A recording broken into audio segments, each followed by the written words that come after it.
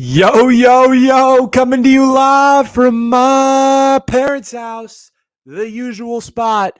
After long freaking last, we got episode 39 of the Changavi Show here. Of course, Anuj, first Changavi Show of 2023. At long freaking last, we're going to get a serious episode and not just one of your bullshit after shows where you complain about all of your dating issues.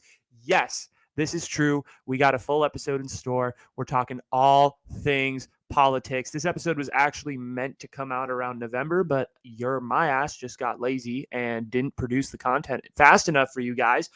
But actually, upon further reflection, I think that it's almost better that we're having this episode now here in January in the midst of rolling blackouts here in the state of California and all these Pineapple Express bomb cyclone storms hitting Northern California in particular. So I think it's good, actually. My point, I don't know what the fuck I was trying to say. My point is, I think it's actually really good that we are having I'm having the election episode now because, we've had a little bit of time to process this information. We're not as emotional. We're not trying to look for that immediate reaction, that immediate takeaway. And what's cool is it all ties back together because Kevin McCarthy took like 16 tries to get sworn in as the Speaker of the House, and the 110th Congress is officially in session.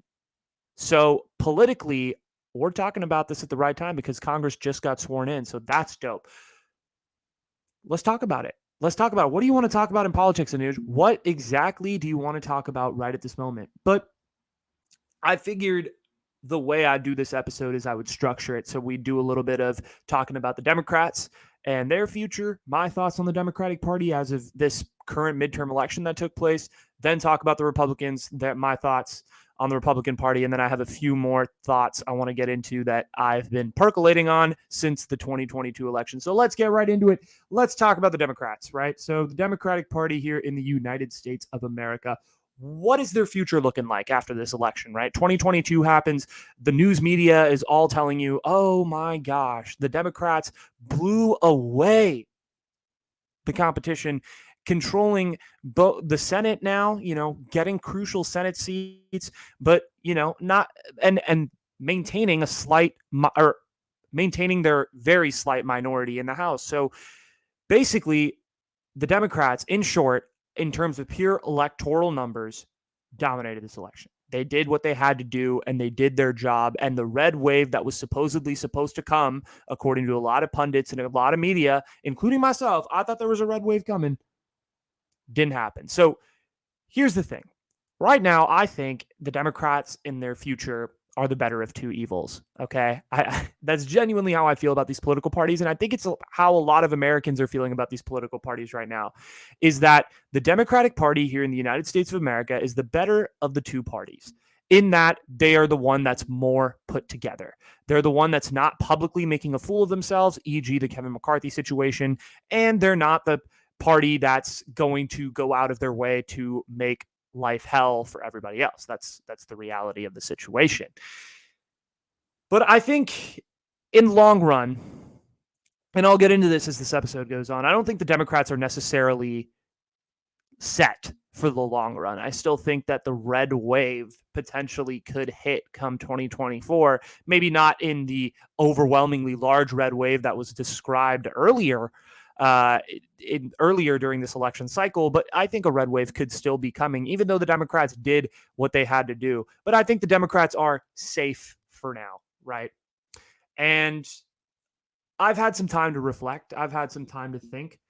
The reality is, even though the media was telling everyone that there is this big red wave that's coming, there is this big push for red votes in this country after 2020 and after Joe Biden being this safe Democratic candidate who's kind of playing the fence, we should have suspected that the Democrats would be further affirmed here in 2022. I should have seen this one coming because the midterm here in 2022, it really came down to one group in particular. And this one group, we all know it well, it's Gen Z. Gen Z is the most prevalent political group that had yet to really come out in full numbers, because 2018 was the first election where parts of Gen Z technically were able to really vote in major numbers. 2016, they were still a very slight minority at that point. But in 2018, it was the first election that they could really start voting, including myself. 2018 was the first election I voted in. And the numbers weren't necessarily there. And even in the 2020 presidential election, not a lot of Gen Z could vote at that point. There was still a large majority that were under the age of 18 in 2020. But now, for the first time in 2022, we're starting to see Gen Z really come out in full force. A lot of the generation is above the age of 18 at this point, and now we're starting to see the Gen Z effect on these elections. And the reality is, this generation, Gen Z, right now, unless something drastic happens, is a massive voting block for Democrats. This is a huge voting block for Democrats. Generation Z is massive in terms of the fact that they're young, they're progressive, and they're looking for politicians that they can see themselves in. And I've done the math, I've done the research, and I'm going to talk about it a little bit later. I don't want to reveal all my findings yet. But the Democrats are generally a younger party than Republicans, besides a few other people, this way, that way.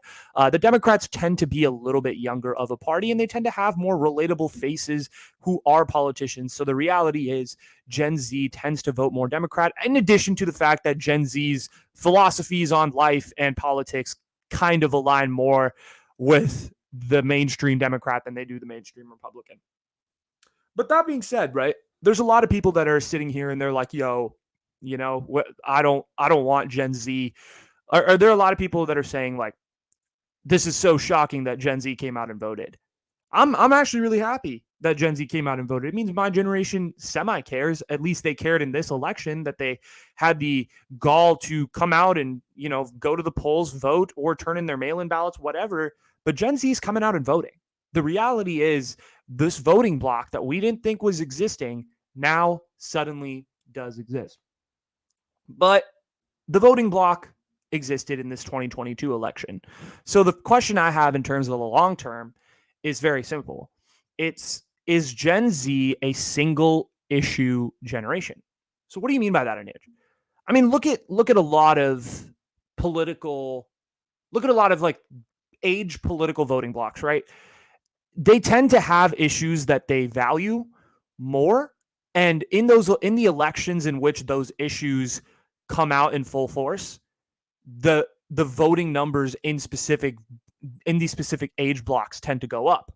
So what I mean by that is, like, look at what happened this past June in 2022. Roe v. Wade was obviously overturned in federal court. So what happened?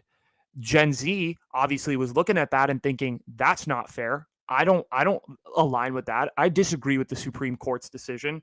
Now, all of a sudden, they're thinking, in my XYZ state, there are certain politicians that want to uphold that Supreme Court decision. And I, as the voting American citizen, have this one power that I can put a check on government. And so they went out and voted because of the abortion thing, because there was one singular issue that they cared about. And I've noticed this with a lot of people. If you talk to a lot of the normal American voters, the reality is they only really give a shit about two issues, right? It's either, a specific social issue or racial issues or foreign policy. I don't know what it is, but every particular American has like one or two issues at the top of mind. Typically, it's how much am I getting taxed? And am I physically, or is my group of, that my demographic aligns in, being harmed? So those are typically the two issues that people care about because it directly impacts them. And this abortion thing really directly impacted a lot of young women across the United States of America. They came out or they saw that. They said, this isn't fair. And they came out in November and they showed up. And as a result, we saw a massive shift when it came to Gen Z, and when it came to the political voting and what we expected to see. The thing is, Gen Z tends to be a really socially focused generation at this point. I don't necessarily see Gen Z as like a politically woke generation as we may think they are, right? A lot of Gen Z is obviously pro-choice. They're pro LGBTQ plus rights, Black Lives Matter, all of these different kind of affiliations a lot of Gen Z tends to associate with. And the reality is abortion was the hot social issue of this 2022 election. And Gen Z really came out in huge numbers to defend that. But here's another thing, and I kind of want to throw this out here just as a thought. It's nothing really with much substance at the moment. So obviously, a lot of the people in the United States of America, and this is about abortion. So a lot of people in the United States of America are very, what's the word for it? Just very divided on abortion, right? And abortion was an incredibly divisive issue 15 years ago. But as we saw with Gen Z, and if you look at the statistics, I mean, according to PEW research, 74% of Gen Z is pro-choice, right? It's as the younger we get, and the more votes that we get from these younger generations, Gen Z and millennials combined are like, I think it's like 65 or 70% pro-choice. Abortion is becoming a less and less divisive issue. Less people are actually caring about what abortion looks like. In terms of like people, a lot of people in this current generation that we live in are like, look, I don't really give a crap what women do with their bodies. Like, let them be. Why does the government have to control that? And it's becoming a less popular issue to talk about. But the reality is there's still a lot of older Americans who care about this issue and are pro-life and tend to have that sort of stance on things. But the thing is, abortion in this country, and I've talked about this for years, it's connected very heavily to Christianity. Because a lot of older Christian Americans, sorry about the camera moving, by the way, I had to move it. Abortion with a lot of older Americans is tied to their faith. And with Christianity being kind of the religion that's most dominant here in the States, abortion and that pro-life mentality tends to also stick with it. And a lot of pro-life voters are Christian. If you look at the stats, it will tell you that way. And I believe that the controversy of abortion being a hot button issue, being the social issue that Americans are incredibly divided about, is going to change drastically in our lifetimes. Because the fact is, America by 2050 is going to be a minority majority country, in that white people are not going to be, or Caucasian Americans are no longer going to be the majority race in America. It's going to be a mix. I don't know exactly what the breakdown is going to be, but it's greater than 51% of the population in the US is not going to be white. It's going to be people of other descents, other races, other backgrounds, ethnicities, whatever you want to call it. And the reality is I've said the reality is a lot. Jesus, come on, Anuj. Yeah, I'm slacking on my word choice today. But religion is also changing when a country becomes a minority majority country, because not everyone is necessarily going to believe in Christianity who is of a religion. And Gen Z, to top it all, the younger generations in the United States of America are becoming less and less religious, whether we like it or not. And I know there's a lot of Christians that are going to come at me and be like, that is not true. People feel the faith. But I'm like, no, it is true. It is. Like, look at the stats. Show me. Like, Gen Z is not necessarily the most religious group of individuals. They're not the most religious demographic in the world. So the reality is, I think, I said it again. Take a shot every time I say the reality is. But the point is, I think abortion is going to stop becoming that hot button issue once we start to see a lot of older people once we start to see a bigger generation shift, which I think is slowly taking place. And I think we got to see kind of a microcosm of that in this election to tie it all back. But let's get back to the Democrats. Screw my abortion tangent. The Democratic bump to me in this election felt like an abortion bump, because that huge emotional outrage of June of 2022 with Roe v. Wade, I think really had to do with Gen Z showing up. Because what were the other issues that Gen Z really cared about this election? it was Roe v. Wade. I mean, the gun control stuff, sure, but like no one really was talking about any of it. And it was kind of like, man, like no one cared. I think it was mostly the fact that it was mostly Roe v. Wade. It was mostly this Roe v. Wade decision that that pushed a lot of people over the edge to take that action, to go out and vote. Even like talking to my friends, because I'm Gen Z too, so I can relate to this. A lot of my friends, I was talking to a lot of my friends. I was like, "Why did you go out and vote?" Or like, if they went out and voted, and a lot of them were like, "Well, Roe v. Wade and all this social stuff is happening with the whole abortion thing, and I don't want to." I want to have a say in what happens. And I'm like, that's totally fair. And also there were, in California in particular, where I live, there was Proposition 1, which was like a huge proposition, which was related to increasing abortion rights and making California a potential sanctuary state. So that was obviously a big proposition that a lot of people were into, with increasing abortion protections, particularly in Generation Z. But from what I see, I really need to see more, I think, from Gen Z to believe that they're a legit voting bloc for the Democrats. And I guess we'll see over time, because in 2 years, we're going to put Gen Z, I guess, to the test, for lack of a better word, and see if they show up in the same amount of numbers as they did in 2022. Can we count on those same numbers that we saw this year, or this midterm election coming up in 2024?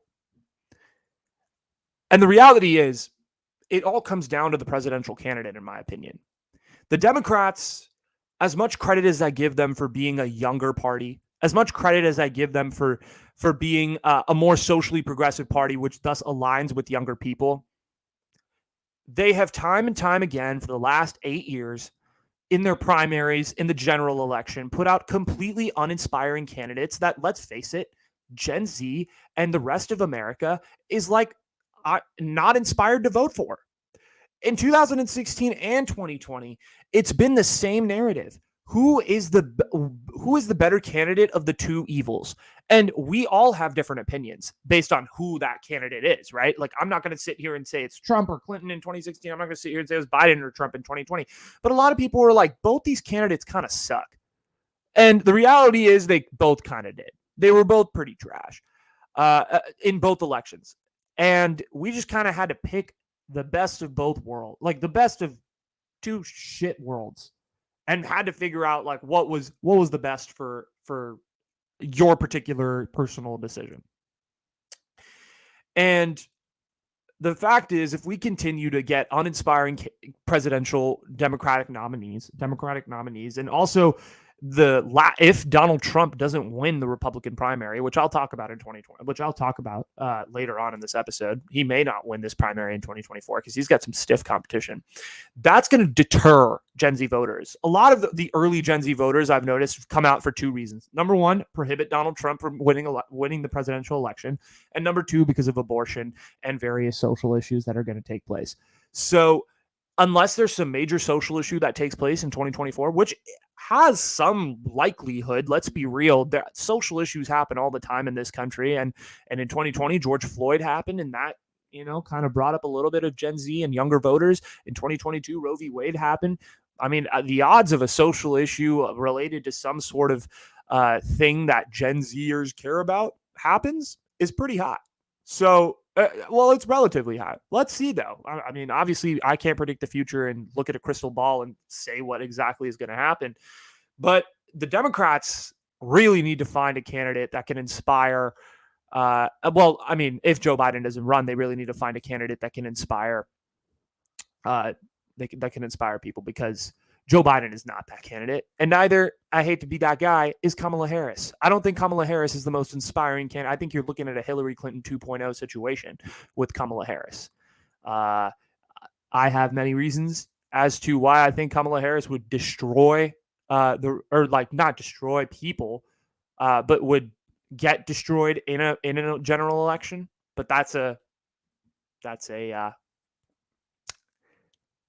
what was I going to say?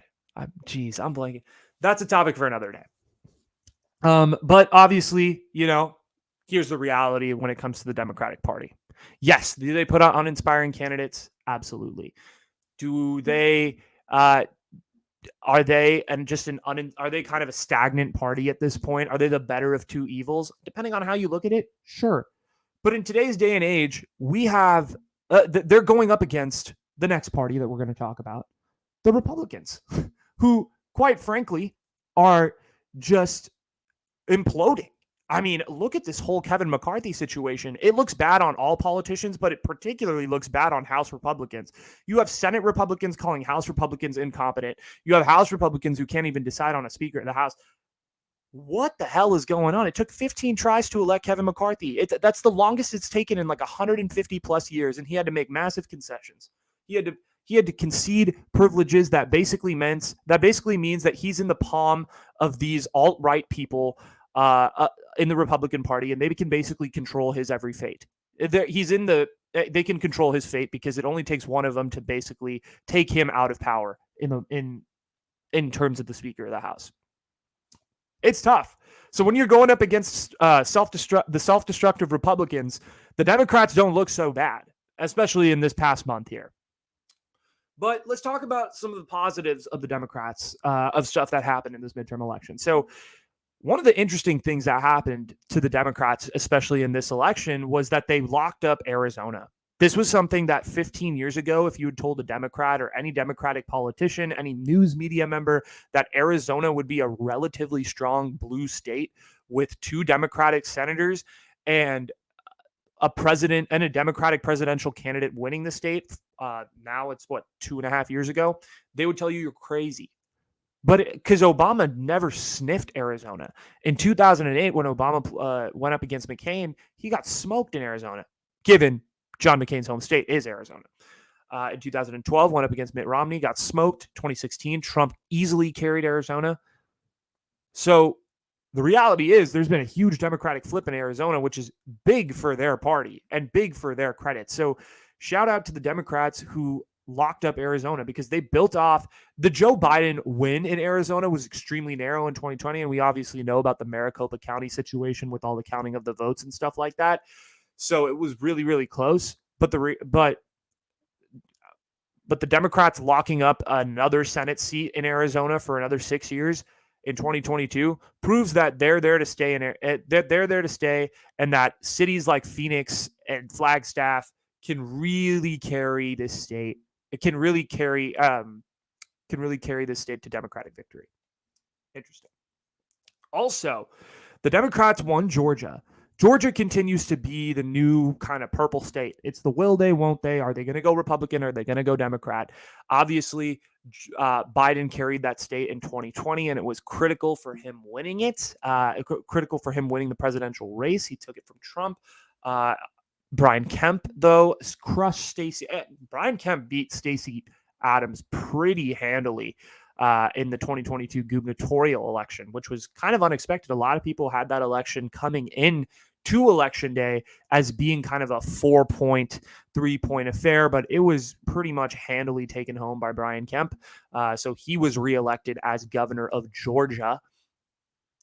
But the Senate race was a dead heat. Basically, it came down to the point where Georgians, it came down to the point where it was basically, it had to go to a runoff. And so Herschel Walker, and who was the Republican candidate, and John Ossoff, who's the Democrat, or sorry, not John Ossoff, what am I saying? Raphael Warnock, who's the Democratic incumbent candidate, who had to square up against each other in the beginning of this year in January, and Raphael Warnock won the runoff it was close, but he won it in a little bit more of a convincing fashion than maybe people expected. So Democrats also secured a Senate seat in Georgia, which was something that if you told Democrats 15 years ago that they would have, they would tell you you were crazy. They also won that Pennsylvania Senate seat, which was a coin flip, and Pennsylvania Senate seats are always a coin flip. So we'll see if Oz can come back and beat Fetterman in 6 years, but congratulations to the Democrats for winning that Pennsylvania Senate seat. But I suspect that 6 years from now in 2028, we're looking at a very similar dead heat type of election, because Pennsylvania is always like that. And it has never shifted in my lifetime. So take that with a grain of salt. And Nevada, the Democrats also won when they were expected to lose pretty handily. The incumbent was able to hold on by a few percentage points in Nevada, so they were able to kind of to take the Senate seat in that state. So the Democrats did have a lot of victories in this election in which that they weren't expecting to take. So good for them. But look, let me give you my thoughts on the Democratic Party, and I know I've given you sort of my thoughts on this on the Dems for a little bit here, but I want to kind of take this in a different direction because we went on the abortion rant and that kind of destroyed things. The best way I describe 2022, I mean, you have a lot of people, especially on MSNBC and CNN, who are just preaching the Democrats and just being like, oh my God, this was such a huge victory. And we suspect that there's going to be a Democratic presidential candidate in 2024, and yay. But the Democrats, the reality is they're just kind of safe.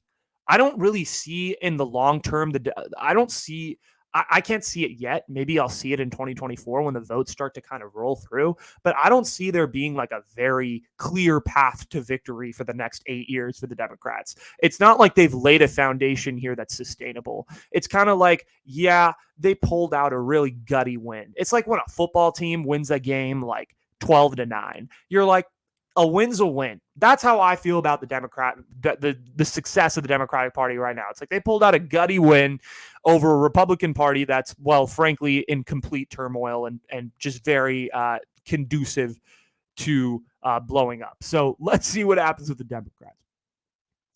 But like I said earlier, I think depending on how these next couple of years go, we could potentially see a delayed red wave here in 2024. I think when it comes to the election in 2024, if we see a strong Republican candidate, e.g., like a Donald Trump, like a Ron DeSantis, take center stage against potentially maybe the incumbent, who would be 81 at the time, I believe, Joe Biden, or another Democrat if Joe Biden decides to give up and not run for another term.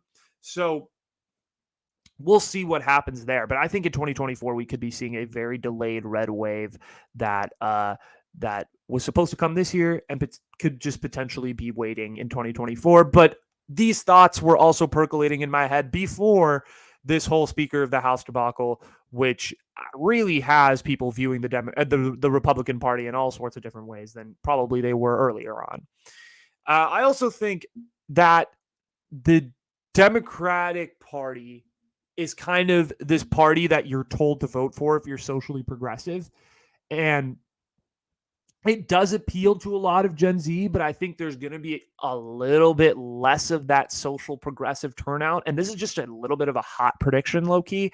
I think there's going to be a little bit less of that Gen Z turnout for the Democrats. And I think we're going to start to see a little bit more of a shift to Republicans in terms of if there's a candidate in particular that can galvanize sort of young people as a Republican. And I'll talk about this more. This is like my quality control with Republicans of what they need to do to be successful in the long term. And the Democrats, but the reason why I feel like the Democrats are having the success that they're having right now and people are like, oh my God, it's so good, is that they're playing that nice guy card, right? They're playing the nice guy, like the guy who holds the door open, the guy who pretends to be nice, but like in reality and the political scheme of things, they're kind of involved in some shady shit. And they're pretending to be that nice guy, and that narrative is going to run out super fast. It's already starting to run out with Joe Biden. Joe Biden won this election in 2020 because he pretended to be the nice guy. And now people are slowly starting to realize that the nice guy doesn't get you very far in politics and that you need to do something, and that nothing has really nothing has gotten done within the 2 years of Joe Biden. And we aren't really seeing a lot of progress in regards to the financial situation. We're seeing the ruin with Jerome Powell. We're seeing a lot of other things in that sense. So I don't necessarily know what's going to happen there. And really where the nice guy card kind of stems from is this whole idea of they're trying to play this like, hey, at least we're better than Donald J. Trump. Yay. But like if DJT crashes out in the primary here in 2024, or potentially, I know he said he's going to run in 2024, but if he doesn't run in 24, like Democrats are losing a huge argument and a huge pigment of their voting if their main because as weird as this is, I feel like the Democrats for their success need Donald Trump in politics because they use him as their kind of victim card of like, oh, you've been victimized by Donald Trump, vote for the Democrats. That's how it feels. And so I feel like if Donald Trump isn't present within these elections, it's going to be really hard for them to come up with legitimate arguments as to why people should vote for them. It's going to be hard. And the fact is, like, the Democrats had this sort of they had that 2020 win because of the fact that due to Trump syndrome within especially the particular coasts, like the East and the West Coast, and people being like, ugh, Trump, he's so annoying. He inspires all this hate. And to a certain extent, they're right. But it's worked for a while, that whole playing the nice guy card. But if it's Ron DeSantis in 2024 and Ron DeSantis, and we'll talk about DeSantis in a little bit, but if it's Ron DeSantis or some other Republican that's going up against Joe Biden in 2024, what are the Dems? What's their move going to be? Like, what have they actually done within the Joe Biden presidency that they can hang their hat on and say, yes, we did that? I mean, let's see. But above all of that, let's take a look at the Democratic Party big picture in my eyes. I think the future of the Democratic Party really is determined on one man, and that man's name is Joe Biden. What the hell is Joe Biden going to do? Because whatever Joe Biden does, if he runs for president in 2024, which it's looking kind of likely that he is, just based on reports and what people are saying, but if he doesn't run for president in 2024, I mean, I think it's up in the air. What is going to happen to the Democratic Party? It's going to depend on who takes that nominee and goes to the general election. If he does, I don't know if Joe Biden can pull off another victory because it's critical.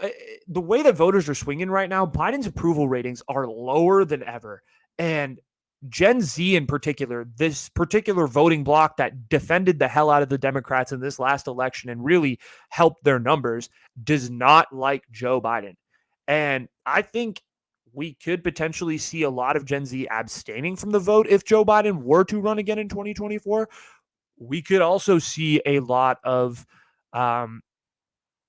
we could also see a lot of other Gen Z voting for third, maybe potentially there's a third party candidate that rises. I don't know. There's still a lot that's up in the air. If Joe Biden runs, I would be nervous if I'm a Democrat, if I'm a campaign manager, if I'm anyone. I don't know how you can defend Joe Biden, particularly if he's running against a strong Republican candidate that's going to bully the hell out of him like a Donald Trump. But if Biden decides to give up, then the Democrats, depending on that candidate that the people choose or that the establishment chooses, because shout out corruption, they could really have a shot to solidify the next few years in politics. And I have a few ideas as to who I think the candidate could be that could really push this kind of election for, or push the Democratic agenda for the next few years in politics forward.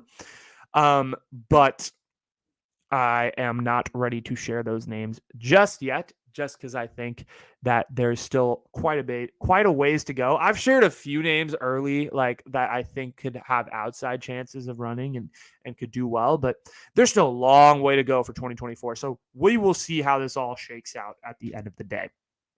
Okay, so that's my thoughts on the Democratic Party, but let's take a break from the Democrats and go to the other party, the party of the elephants, the grand old party, the Republican Party here in America. Let's talk about the Republicans and for 2024 and beyond.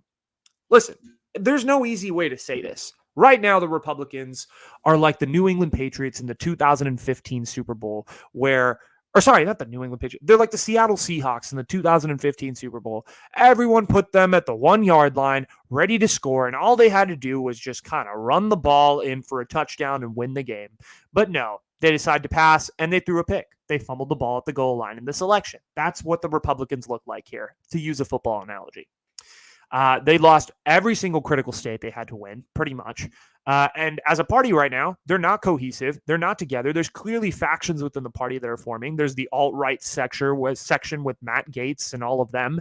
And then there's kind of the more moderates. And then there's Kevin McCarthy, who's basically a pawn at this point of the alt-right, because that he needed those 20 votes, and that man was so desperado to get those votes that he was willing to do basically anything to get those votes and to secure his position as Speaker of the House. How strong of a Speaker of the House is Kevin McCarthy going to be? God knows. Well, let's see. Let's see what happens.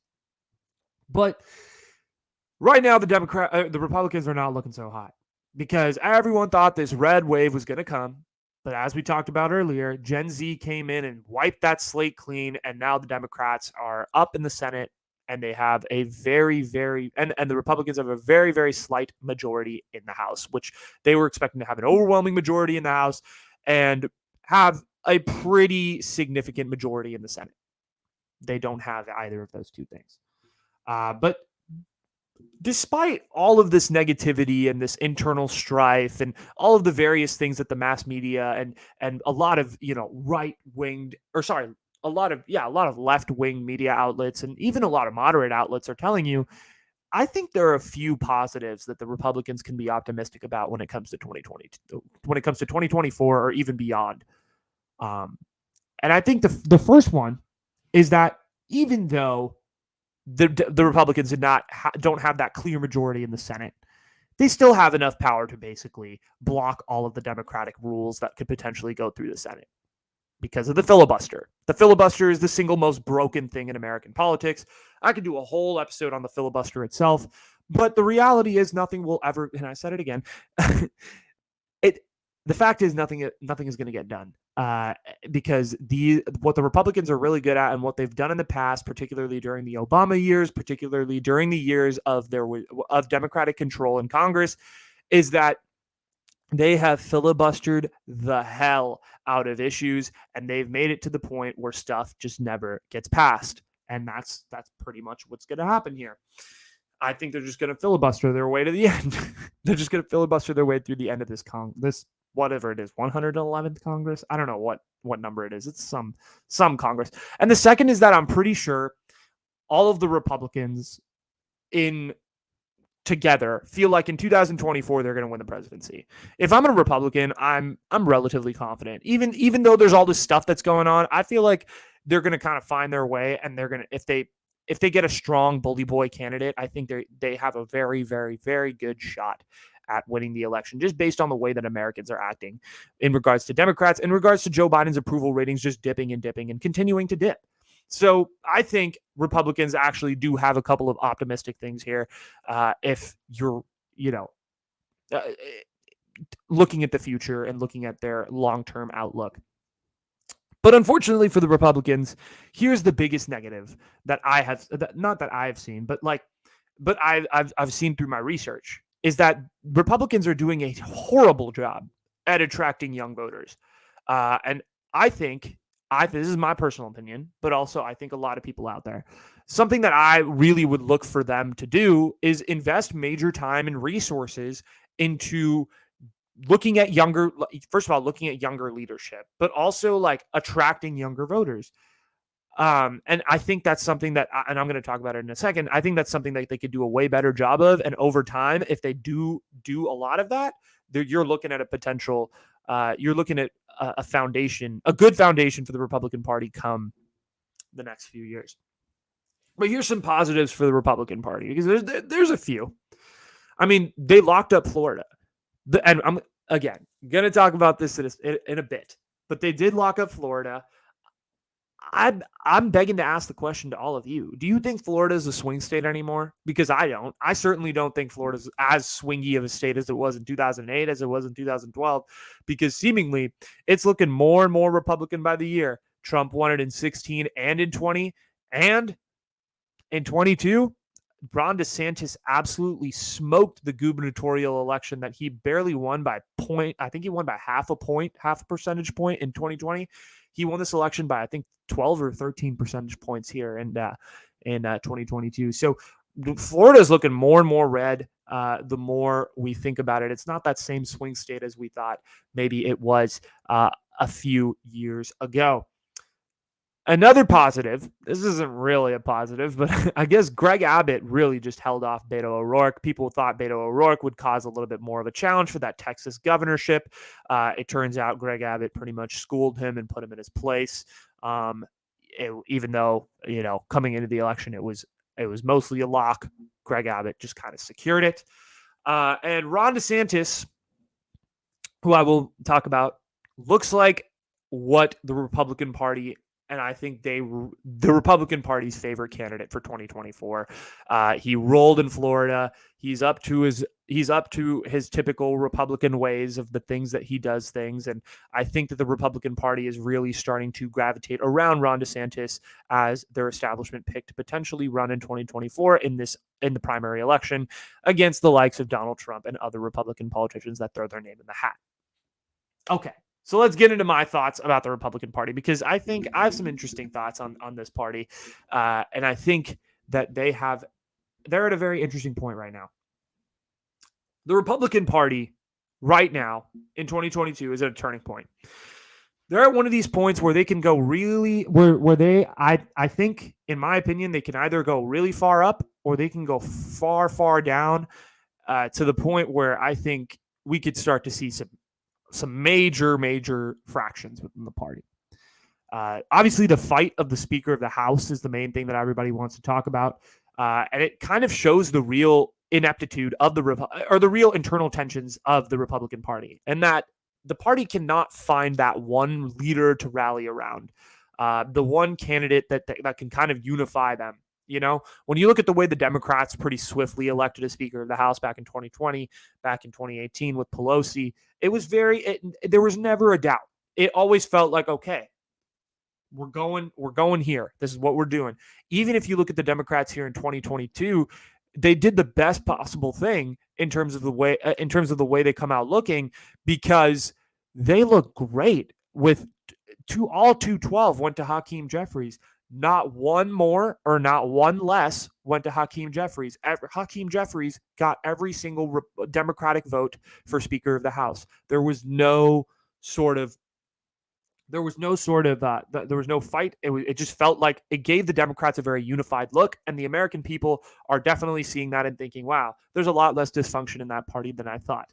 I mean, because you look at the Republican Party and you see there's you have candidates like Marjorie Taylor Greene, and Madison Cawthorn, who was there, but he got ousted in his previous election, who are basically just MAGA conspiracy theorists, to moderate Republicans who've been around the House and the Senate for a long time, who are just kind of trying to find their way and looking for a middle ground. Guys like Kevin McCarthy, who are just pretty constant Republicans.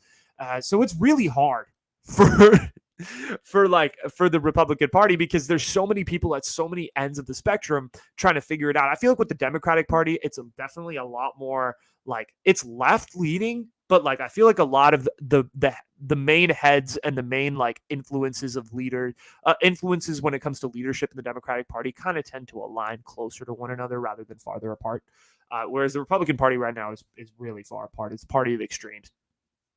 And it's clear right now, obviously, that the Republicans are really not unified. And the fact is, like, they have to find someone who can unify the party come 2024, because right now it's looking like there's just different factions of people who believe in different things, and there's not a lot of people who are trying to sort of reach both the MAGA conspiracy theorists as well as these moderate Republicans that are kind of on the other end of the Republican spectrum here. So it's going to be interesting to see who they pick and who the different primary choices are come 2024 when it comes to the primary election. But also, I think there's another major reason, and I discussed this earlier with the abortion rant, but I think America is becoming less and less religious. I think the United States is slowly but surely, like, especially with these younger generations, not caring as much about the Bible and as much about the Bhagavad Gita or the Quran or whatever your family subscribes to or your background subscribe to believe in. I think people don't like to hear it, especially like the older people don't like to hear it, but it's the truth. I think the world in general is becoming less and less religious because we're becoming further and further removed from these sacred texts that were written. And PEW research suggests the same thing. They say the world is becoming a lot less spiritual and religious as things move on, since it's getting younger. That's the reality. Younger people don't connect to these religions as much as the older people do, particularly when it comes to Christianity, which is what the United States of America has tied itself to in its 300 plus year history, right? The Republican Party has had periods of time where they were extremely religiously affiliated.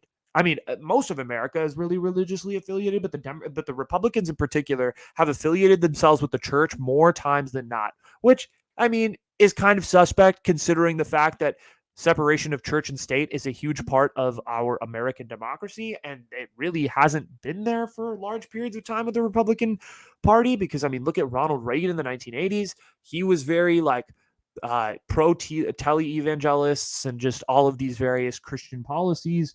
Um, and even now, Donald Trump kind of brought that same sort of perspective with empowering the evangelists and all of these things. So there's definitely been a lot more of that when it's come to the Republican Party and what they're doing with Christianity and how they've been religiously affiliated through their history. It's the reality of the situation. One of the main reasons Donald Trump won in 2016 was he brought that Christian and religious folk out of their sort of a slumber. I mean, it was this people talk about the silent majority, they talk about white women in suburbs, but a lot of that silent majority was also Christians who were often Caucasian American who felt like they didn't have a voice that represented them. And Donald Trump came and spoke to them. He was their voice. And so as a result, the Christians and the religious folk who are subscribed to the church came out and voted for Donald Trump in 2016. And obviously, in 2020, we kind of saw that the younger voters were able to combat that sort of big silent majority that Donald Trump had won in 2016. And lots of people flipped. And here's the thing. A lot of these younger people don't connect to these religions, like I said earlier, because they're just getting further and further removed from it. And Gen Z becoming a red voting bloc is going to be extremely difficult because of the fact that the Republican Party is so ingrained within religion. You look at a lot of Republicans, they're all proud Christians. I'm not saying that's a problem. I'm not saying it's an issue. But when your main party leadership is putting out a certain message that, hey, we're really religious and we are really like men and women of faith, I don't think that necessarily connects to the 24-year-old who's living in Seattle, working as a med student or working in his residency in the hospital.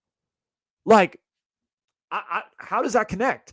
Republicans, in my opinion, if they're going to not survive, but like if they're going to really, establish themselves as a stronger party, especially compared to the Democrats, they're going to have to figure out a way to reach out and to put their arms around younger people, because that's what's going to be their voting bloc. Younger people, what I've realized is Gen Z, millennials, all of these people are a huge voting bloc. And Republicans are going to have to figure out a way, whether it be through their political leadership, whether it be through the politicians that they put out there in these various House elections and the Senate elections, figure out a way to put out voters or candidates that are intriguing to that generation of individuals, and not necessarily depending on 60 plus individuals to come out and vote at the polls, because the reality is the average age of an American is like 38 years old. So if you're connecting more so to the 50 plus crowd, you're not going to win shit. That's simple math. And what I've noticed is that when it comes to social media, obviously a lot of young people are on it. But Democratic politicians have been much faster to adapt and to embrace social media, and they've been slightly better with it. Whereas Republican Party individuals and just Republicans in general have not really embraced content in the same way. I mean, a lot of our country still talks about Facebook, and I mean, politicians still talk about Facebook as being like, oh my God, look at Facebook. It's huge. It's great. But if any young person knows, everybody's moved on from Facebook. Facebook is kind of for the 40 plus crowd at this point. Like there's so many other platforms out there: Instagram, Snapchat, Twitter, TikTok. Be real. Like, bro, come on. I feel like, I don't know. The Republican Party to me just feels like a lot of old people who are like they're like your old uncles at the party who are like trying to relate to you, and they're like, we're hip too, right? I know how to jiggy with it. And like all the kids look at him like, no, you don't. No, no, stop. That's what it feels like. It feels like every awkward scene in a high school movie. It feels like every awkward scene in 21 Jump Street when when Jonah Hill's character is like cool and Channing Tatum's like got the one handle on his backpack and he's just like sup, and everyone's like, wow, you're a douche, like you're an actual douche. So that's just my take on it. And I think the Republican Party, their main way to get ahead is to get younger. And I think that's just the main way for any political party to get ahead is get younger. Don't get older. I mean, that's what grabs people's attention. That's all I'm saying. That's all I'm saying. AOC, you may not agree with her policies, but she's quickly become one of the more powerful members of House, but not only one of the more powerful members of House, also like one of the bigger names when you think of politicians in this country. You think of AOC. You may not agree with her, but she's young. She's a Democrat, and she's outspoken. All I'm saying is Democrats on social media, they're embracing that. If I'm the Republicans, I would be embracing that too. Just but who am I, right? I'm a kid who's living with my parents who really just has no fucking life and just talks politics because that's all I can do. So look, let's get away from all of this and let's start talking about bigger picture stuff related to California and things of that nature. I want to talk about the state of California. And I want to talk about politics in this state for a second because I think it's pretty interesting. And I have a theory I want to present to you guys. I think, and this theory kind of relates to both the state of California and the West Coast. So here we go. But I'll start with the California part of it. I think that in my lifetime, and I want to present to you guys a statement. I think in my lifetime, California is going to fall further right on the political spectrum. Or if they don't fall right, I think they're going to become a swing state. I think California is leaning more and more to the territory of swing state / right-wing state. And you guys are probably sitting here thinking like, wow, this dude's a fucking idiot. Holy shit. How stupid do you have to be to believe that California or any state on the West Coast for that matter is even drifting the slightest shade of red? You are an idiot. Wow. Why am I listening to this show? A lot of you are probably sitting here and thinking San Diego, San Francisco, Los Angeles, San Jose, Seattle, Portland. Look at all of these West Coast cities that consistently elect Democratic politicians by 25 plus points every year. The biggest cities on the West Coast, the biggest cities in California are dramatically blue. How can you even envision that California or even the West Coast is going to shift in another direction besides further blue? Let me lay it out for you. Let me lay out a few kind of case studies and examples that I've seen. So earlier in 2022, San Francisco recalled their Attorney General, Shea Boudin. This was a huge election in San Francisco. Those of you who are San Francisco locals, San Francisco natives, people who voted in this election know how big of a deal this was.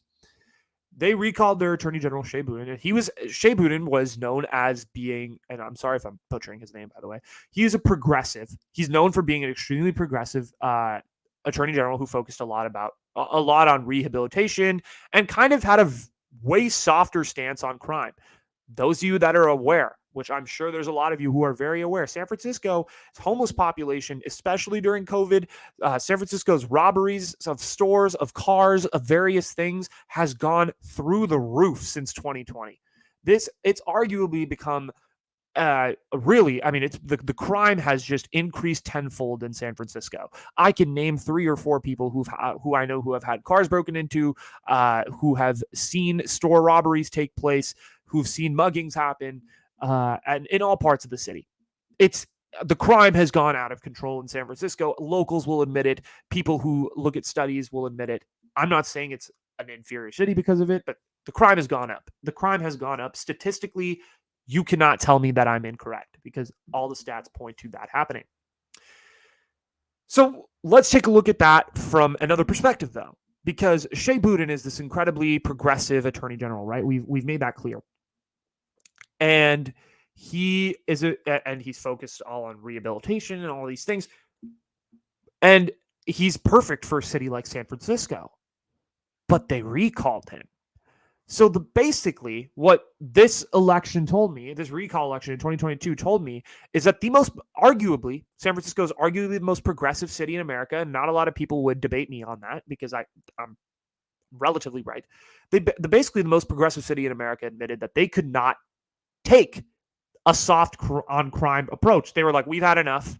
This is ridiculous. The crime has gone through the roof under your tenure. We need you out of here, and we need someone who's going to be stricter. So, and that approach on crime is something that is extremely synonymous with the Democratic Party. It's extremely synonymous with Democrats and left-wing platforms. And San Francisco basically said, yeah, we're not having it. Okay, if that's not enough for you, if that's just a city example, let's talk about another example. Let's talk about the second point I have. In 2020, Donald Trump obviously got smoked in California. You look at the statistics, you can't say any other adjective, but he got smoked. But every Republican gets smoked in California. The thing is, if you look at the pure votes, Donald Trump received 6 million votes in California, and that is the most a Republican candidate has received in this state since, I believe, 1980 and Ronald Reagan. And look, your counterpoint to that is Trump is a cult-like figure, and he could attract these mass followings of individuals that will vote for him easily. Like, what are you saying? You're tripping. Sure. Okay. Point taken. But nonetheless, the conservative base in California is growing. You have 6 million people who voted for Donald Trump.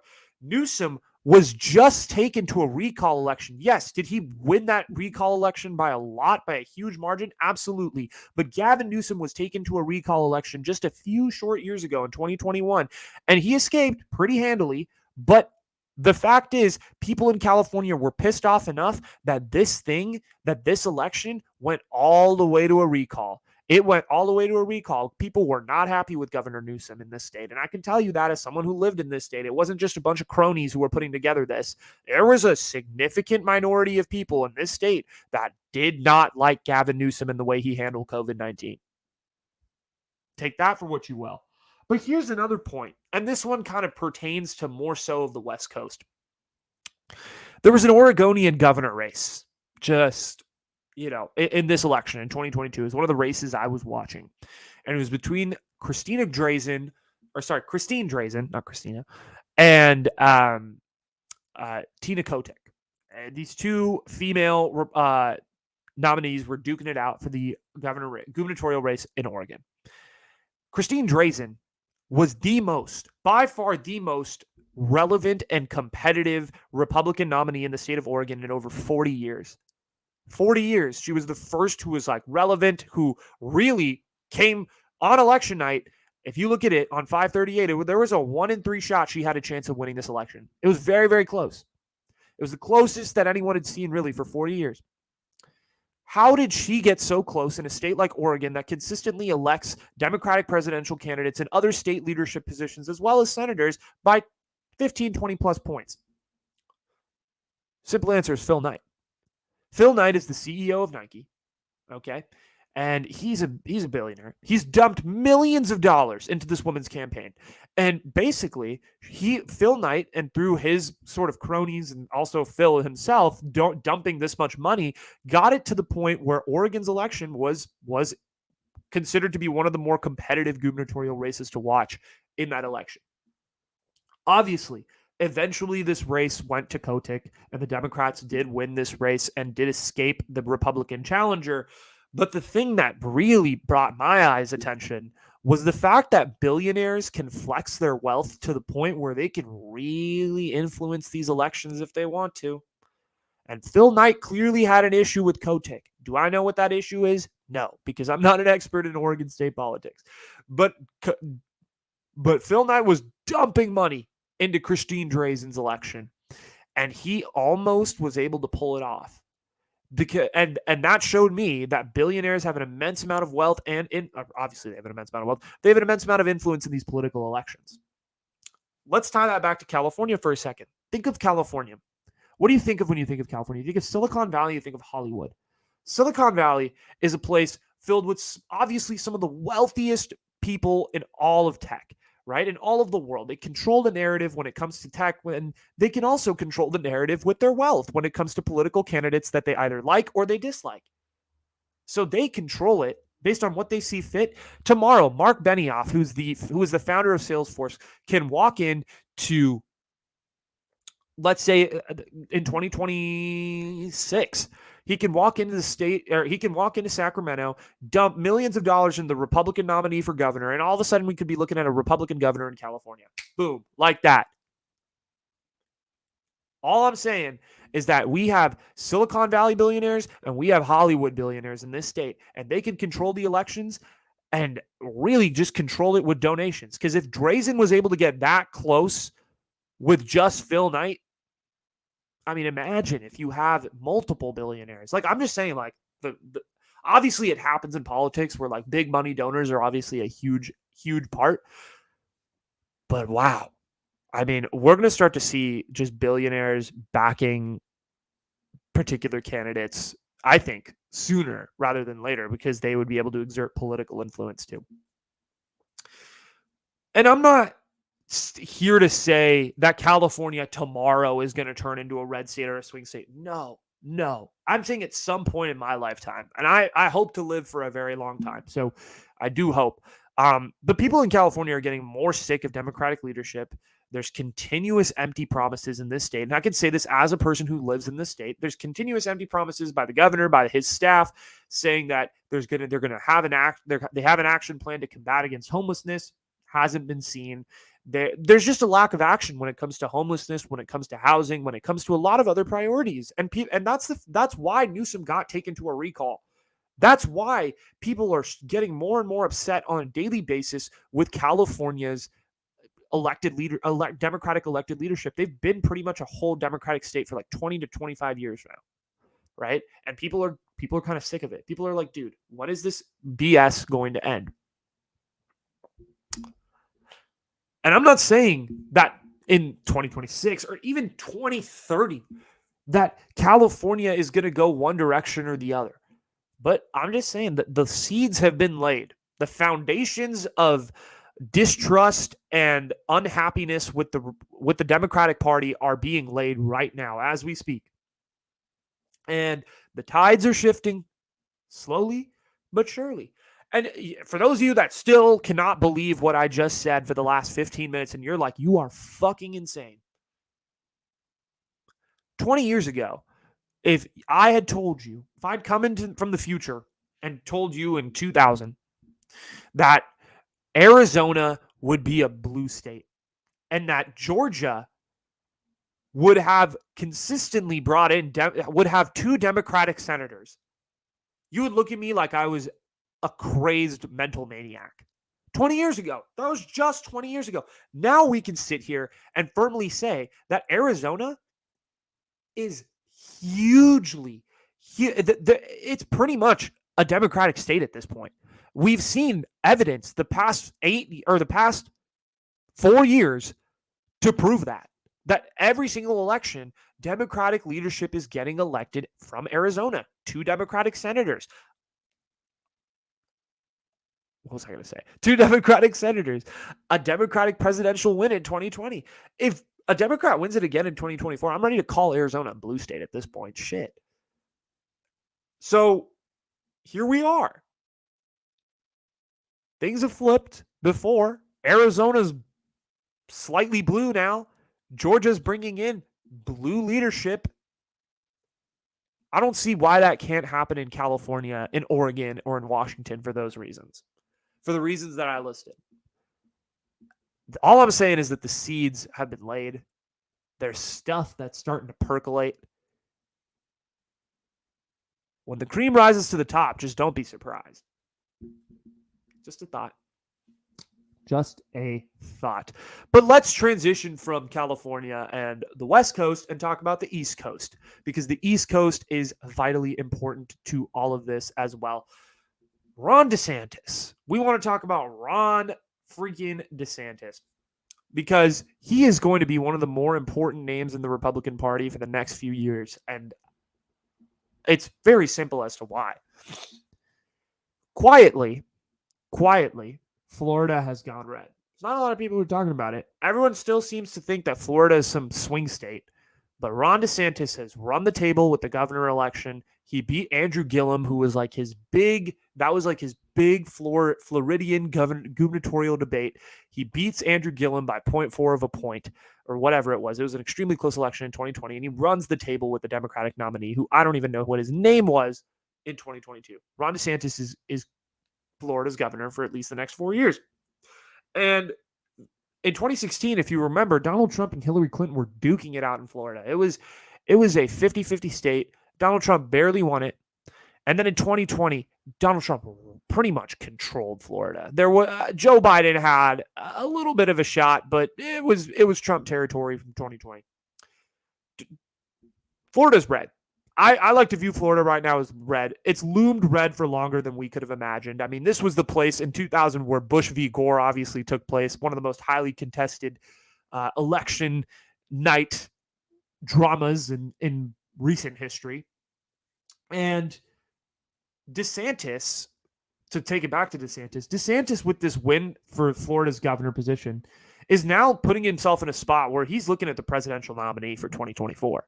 I don't know if really reporters have asked him about it. There isn't a lot of reports going around that Ron DeSantis is for sure going to run, especially since he's in the middle of a gubernatorial term and things of that nature. So I don't necessarily know if he'll run, but he's in a great position to do so. His name is out there. People are talking about him. He is the person, and he's had some stories in the news, especially with Florida, not in the best of lights, but he's had stories that have really gotten his publicity out there. I mean, people really know Ron DeSantis for being sort of a Trump part two, which to certain extents, he kind of has similar thoughts and similar policies in the ways that he does things, but he's a better version of Trump, I think. And I think if you're a Democrat, you should be shit scared if Ron DeSantis runs in 2024, because 2024, as I mentioned before, is key for Republicans, because they're trying to find that person, that candidate that's going to unite the MAGA people on the real far right and the moderate Republicans together. And they're trying to find a way to unite not only politicians within their party, because we saw this whole Kevin McCarthy stuff go down, but also their general voting base, because a lot of them are pretty splintered and fractured right now. And I'm asking the question, is Ron DeSantis that guy? I mean, he might be that guy. He's attached himself to Donald Trump. He attached himself to Donald Trump for a while over the last, few years, particularly when Trump was in office and DeSantis was the governor of Florida. They were best buds. Obviously, now there's a little bit more of contention, thinking with Trump calling DeSantis, I forget what he called him, but he called him some name and I think Trump's starting to feel a little bit more threatened by him, just because of the fact that he's, going to become an opponent, and he's no longer that ally that he needs him to be. And DeSantis, I mean, has quite a bit of cachet and clout within the Republican base, to which people could get on board with him being the candidate. And I think that the Republican Party really likes Ron DeSantis, because I think the Republican Party wants to win first and foremost, and I think they can win with Ron DeSantis. But also, he's a pretty good politician in that he's good at talking, in that he's really good at communicating and speaking to people. And telling them what they want to hear, but also, doing the things that the alt-right side of the Republicans want, and then telling the moderate side of the Republicans what they want to hear. So he's really good at kind of walking that fine line for the Republican Party. And I mean, I would have to say that DeSantis Trump in the primary would be an extremely close primary, and be really interesting to see who comes out on top. But I think he knows how to play the political game a little bit better than Donald Trump. And obviously, look, Donald Trump has won a presidential election. He's closed the deal. He's talked all sorts of mad crap over the air and said all sorts of things that you, from a presidential candidate, you would never expect. Ron DeSantis is not that guy. Ron DeSantis is definitely more of a pros pro type of dude. And I think he knows how to play the game and walk the fine line, while also putting forth similar policies and processes and having similar views of Donald Trump, but just not saying it as outlandishly as maybe Donald Trump does. And I think that's something the Republicans might be looking for. So I think Ron DeSantis is the quieter version of Donald Trump, in that he's good at saying what he needs to say. And he's not like a Trumpian he's not like Trump who's gonna say whatever is on his mind. He's definitely has more of a filter, and he knows how to articulate his words in a way that kind of gets the establishment more so on his side. So I find Ron DeSantis to be a really fascinating and interesting guy. But let's talk about the highlight of the 2022 midterms, which is the new hope, Gen Z. Gen Z. Gen Z. Gen Z. Sorry, I just had to adjust my microphone here for a second. I know we're an hour 10 in, so we'll get through this quickly. But look, Gen Z, another question I've been asking. I've said some good about Gen Z. I've said some bad about Gen Z. And this generation has talked a lot of positivity about being the generation of change and being the generation to be the one that changes the world and the way that we view things. And this generation is filled with a ton of activists. I mean, you can go down the list. There's a bunch and I feel like these activists, like, to give them their credit, I feel like they're really good at spreading words. And I feel like they're really good at getting a lot of initial momentum going, right? They're like, let's get it going.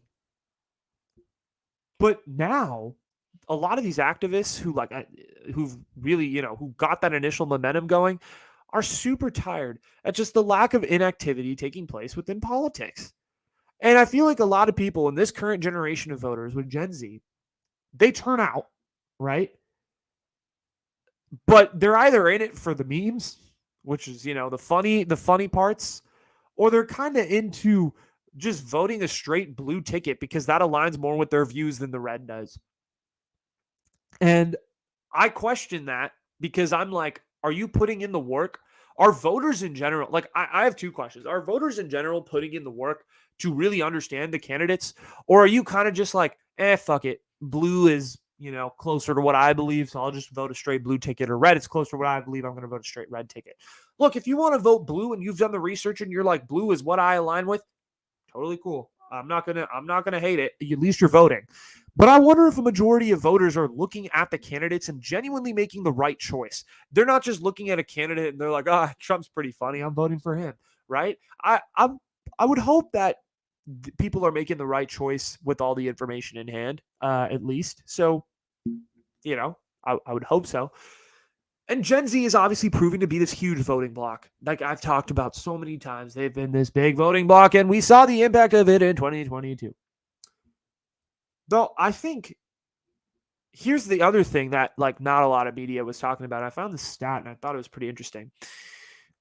This, in general, just overall people in America, this was one of the poorest turnouts to a midterm election in a while, for the first time in a while. Gen Z obviously showed up, but it was overall, it was an extremely poor turnout. I feel like in 2024, when you start to have, a presidential election and a little bit more at stake and on the line, a lot of people are going to start showing up.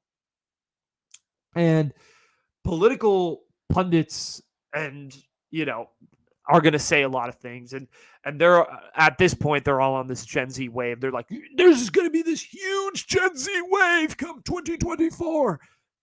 I'm actually just interested to see if it actually comes through. I mean, a lot of people were saying there's going to be a big red wave in 2022, and that didn't happen. Are we going to see a big Gen Z wave in 2024? Is it going to be even more delayed? I don't know. Like I said earlier, I have this theory that I think Gen Z got a little bit of a bump with the Roe v. Wade thing. It really, inspired a lot of people out of inactivity and not voting to go vote. But let's see what happens. If the Democrats can attract the attention of Gen Z, not just through Joe Biden, but through an inspiring candidate. If Joe Biden doesn't run, then who knows? Who knows?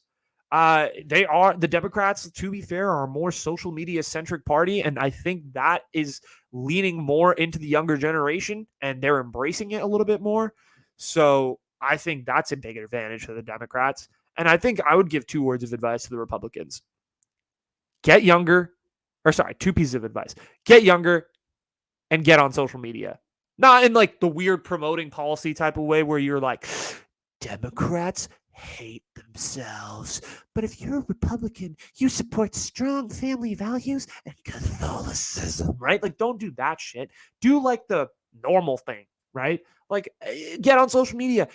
Republican politicians, take out your phone, put an Instagram story up and be like, hey, just vlogging from Capitol Hill. Want to take you through a day in my life. People will eat that shit up. Do that. I don't understand why more people aren't on social media, particularly if you're a Republican politician that's looking to save face for the shit that you've been doing for the past however long. It's kind of ironic because it's the exact opposite in the Supreme Court. Like all the liberals or like all the progressive people are really old, and all the Democrats, or sorry, all the conservative people are like pretty young on the court. So I think that's pretty funny. But that's also just based on appointment and things of that nature. Okay, but speaking of age, we have to talk about the age-old question of Congress and age, because this is getting kind of ridiculous at this point, man. This is getting pretty freaking ridiculous, if I don't say so myself. Pretty freaking ridiculous. I'm gonna throw some stats at you, and I want you to react.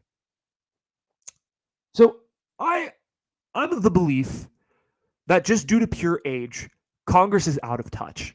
Okay, the average age of a member of the House of Representatives, is 58.4 years old, 58 years and 4 months old. The average age of a senator, 64 years and 3 months old. So those are the average ages of the general legislative body in politics.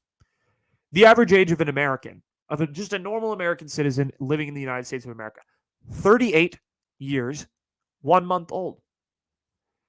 Average age of Generation Z, 17 to 24 years old. President Joe Biden's age, 80 years old.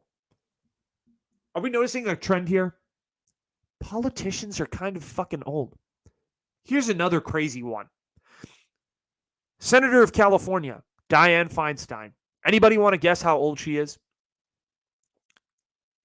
89. 89. She's filed for initial re-election papers in 2024. Guess how old she'll be then? 91. She'll be 91 when she applies for re-election. Okay. Nancy Pelosi. Age? 82. She does not look 82. To be fair, Nancy Pelosi looks like a great 82, but she is not. She is 82 years old. Mitch McConnell. Age? 80. All these guys and gals are hella old. The average American is 38. The average politician is in their 60s or their 70s. The people who we are picking to represent us don't know what the hell the world is like right now. They don't know what the ordinary American struggle is right now. So many of these people have been in politics for 40 plus years to the point where they don't really understand even their own district. Most of them live in Washington, D.C. full time. They don't even come back to the district they represent, especially if you're, in the House where you're advocating for issues dependent on your district. Nancy Pelosi is from San Francisco. How fucking often is Nancy Pelosi in San Francisco? I think she lives in Washington most of the time. I get it. You got to do work out there, but I don't know. A lot of them, and here's the thing, a lot of them, Congress has these subpoenas and these various trials with all these tech companies. And if you listen to a lot of the Senate trials and things of that nature, these congresswomen and men are asking the dumbest questions. Half of them barely know how to turn on computers and use the internet effectively, which this is true. You can go look this up on the internet. Like when you get your congressional laptop, they ask you, do you know how to turn it on? This is a legitimate thing. I'm not lying. You go look this up. I did research on this. They ask you, do you know how to turn on the internet or turn on the computer? Do you know how to connect to the Wi-Fi? Which frankly, this explains exactly why our government feels like it's 70 years behind the internet, behind the real world, because the real world is more cyber and more virtual than ever before. These people don't even know how to use social media. Fun fact, during the Zuckerberg testimony, there was a congressman or woman who went over for 20 minutes to figure out what exactly the function of the like button is on Facebook. The like button. Really? This is the stage of politics that we're at, right? Maybe in the Reagan administration, Nancy Pelosi, Mitch McConnell, Dianne Feinstein, Joe Biden, these guys were operating at their full level, at their full capacity. But the reality is, what the fuck do they do now? They don't do anything. Like they're not relevant in this world. Like look, God love them. And I'm not trying to be the ageist guy, even though I kind of am ageist in this sense of like, dude, you serve the government, your time is done. Get out. You're old. You're old. Go spend time with your grandkids or your family or whoever. So, here are a couple of reasons why I think it's important to take age into account as voters, but also as something to call out within Congress. Because the first thing is that a lot of our issues are taking place over the internet. Like I mentioned before, our world is ever more prevalent on social media and on the internet and through hackers and through really, frankly, complicated things that like I struggle to understand sometimes as a Gen Z, like 22-year-old kid who's on the internet a lot. I doubt the majority of people, of Congress people in America, are able to understand the complexities of Bitcoin and cryptocurrency and cyber laws and hackers and cybersecurity that are genuinely going to affect our world in the coming years. I don't know if they barely know what the hell the like button is, how the hell are they supposed to be able to comprehend this whole narrative of like cyber warfare and cyber attacks by the CIA, particularly if you're a senator and you're on some foreign policy committee? How the hell are you supposed to handle these issues? The second is the fact that I hate to be, I'm going to continue to be ageist here, I guess, but like, I hate to be that guy, but like the peak of these people's powers is past, right?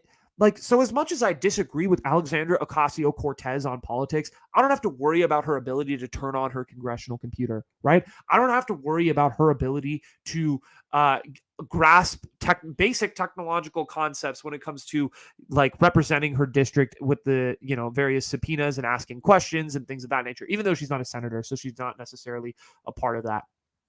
And look, I disagree with AOC on politics all the time, but I love the fact that we have a young woman in office who actually knows about the world, who's really aware of like the general population of the world, rather than Chuck Grassley, who's 89 and is probably more focused on his grandkids at this point, and writing his will rather than helping this country. Right? And look, there's a counter argument to getting younger, okay? And the counter argument to that is this guy by the name of Madison Cawthorn. He was elected. He was the last Congress, in the last Congress, which was 2020 to 2022, or January 3rd, 2022. He was the youngest Congress member ever elected or not ever elected, but he was the youngest congressman the congressperson in in the House and in the Senate at 25 years old.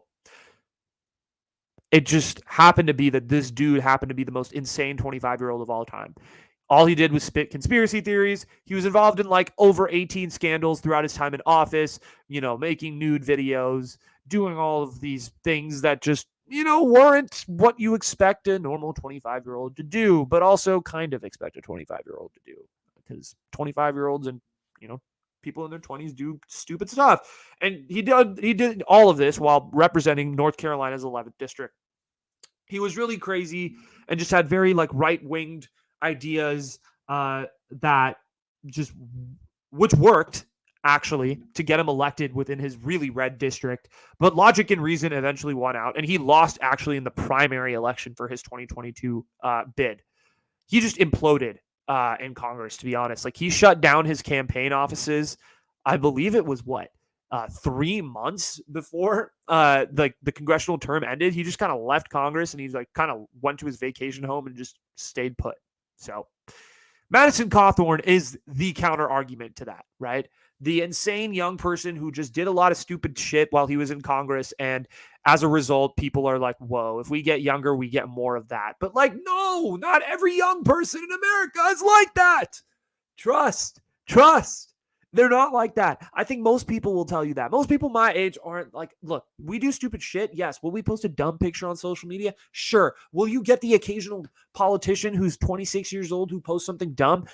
Sure. Yeah, absolutely. Probably. Most likely. But like, it's not the end of the world. It won't be like Madison Cawthorn. Trust.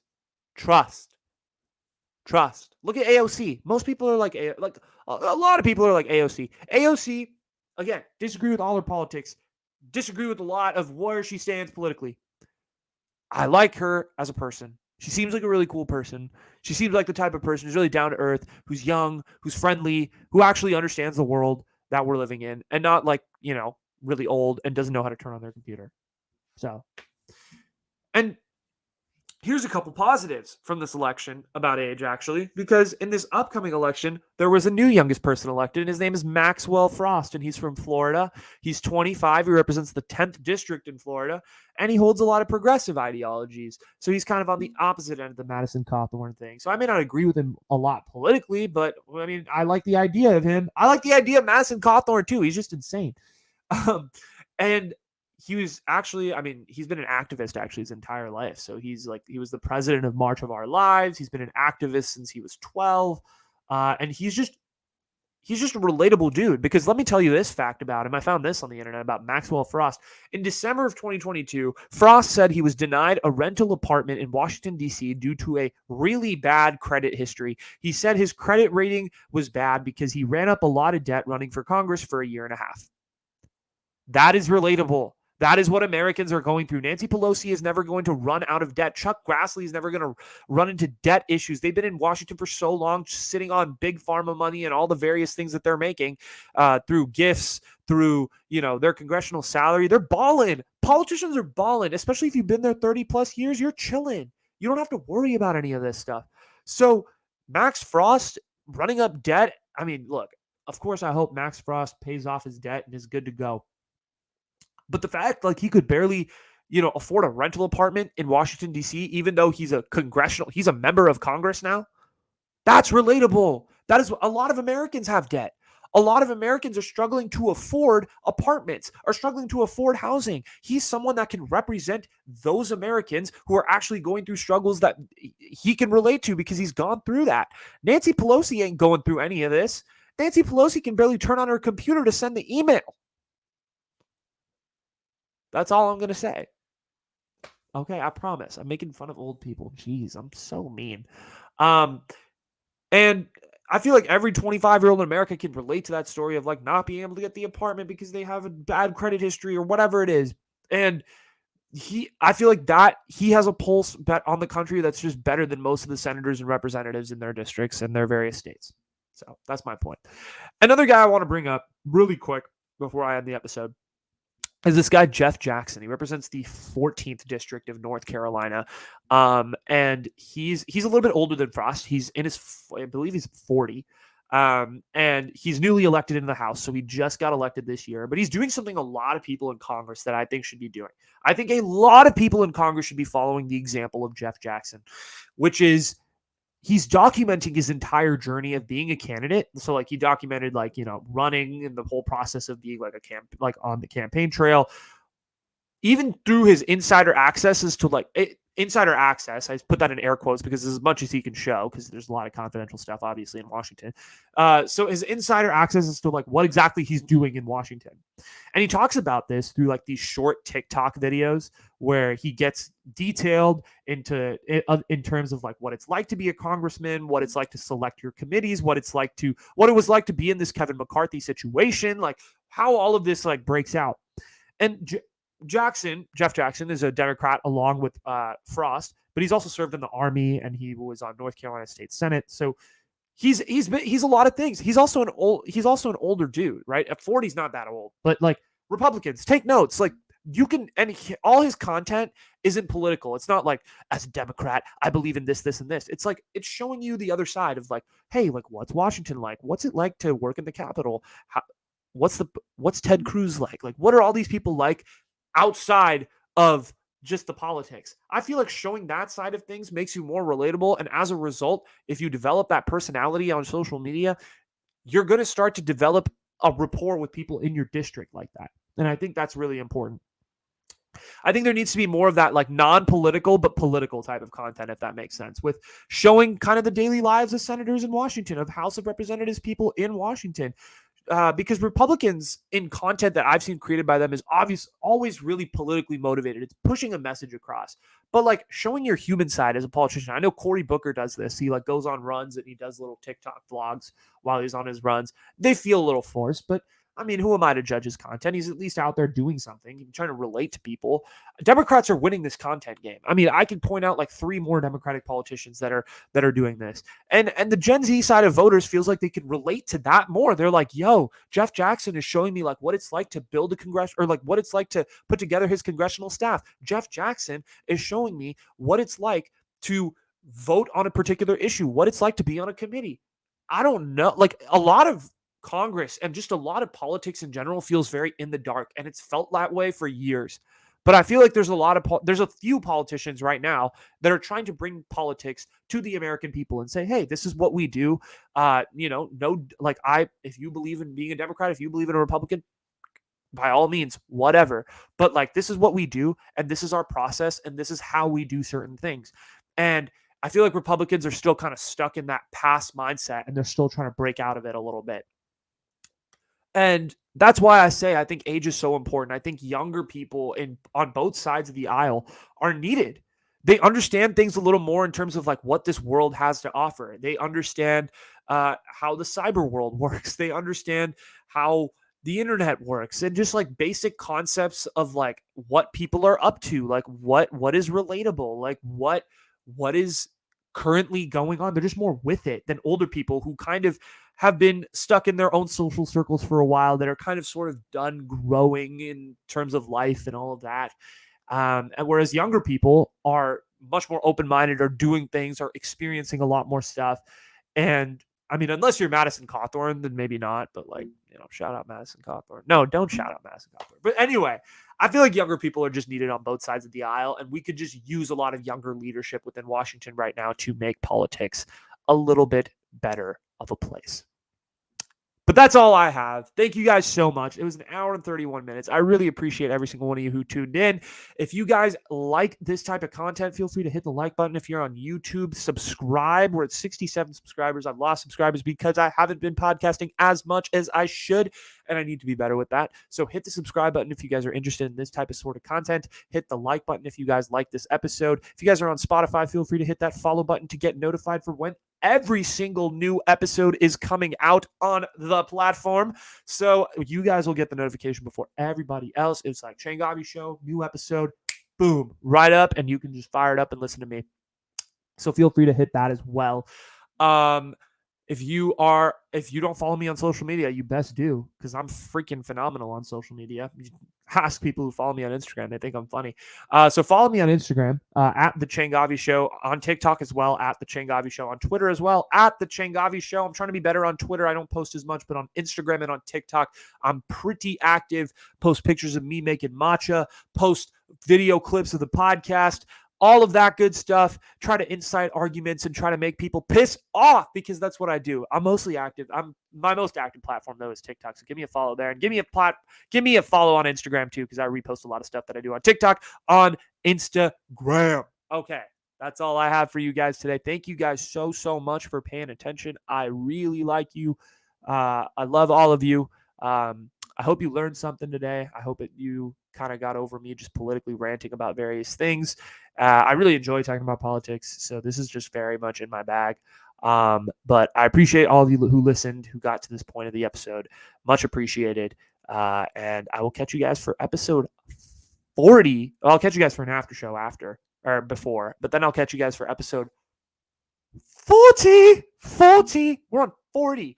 Episode 40 of The Changavi Show. But then until next time, peace out from my parents' house in the Bay Area. Anuj Changavi says peace.